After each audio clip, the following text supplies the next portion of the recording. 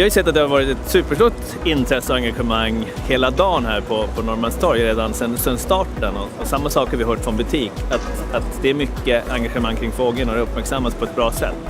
Otroligt kul att folk känner till det, att de har sett till att komma hit med de här grejerna istället för att kasta med soporna egentligen.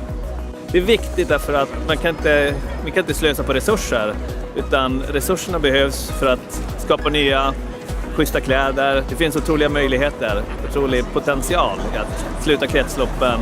För då behöver vi inte använda nya resurser hela tiden när vi ska göra kläder, mode eller andra produkter.